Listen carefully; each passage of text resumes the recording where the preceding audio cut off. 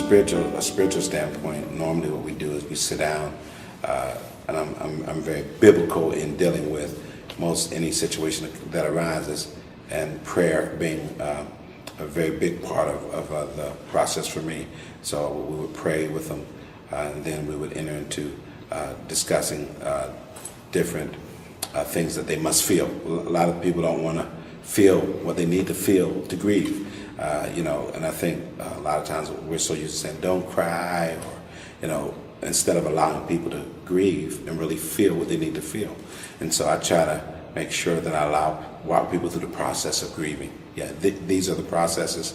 And yes, it's okay to feel depressed. Yes, it's okay to feel this, and try to guide them through and try to be spiritual with it at the same time.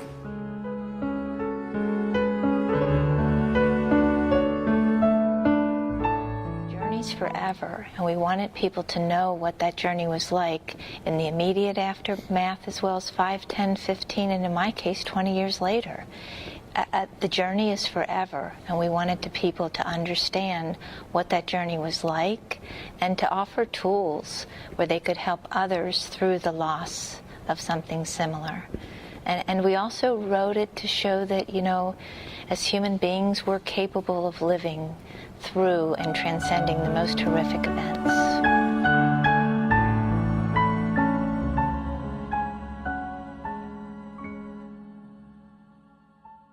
A lot of people don't, I'm angry that you died, and I was 12 years old, and so I need to deal with this anger, and the only way I can deal with it with you is to write it to you now because you're not here. And so it just depends on the person and what their situation is.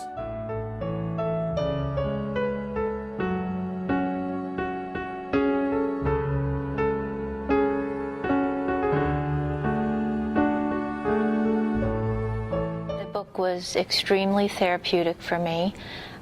When it came to the crime, I had to go back and read the police reports, the autopsy reports. There were things that I either forgot or chose to forget, so to bring a lot of that out and talk about it again, it was really helpful.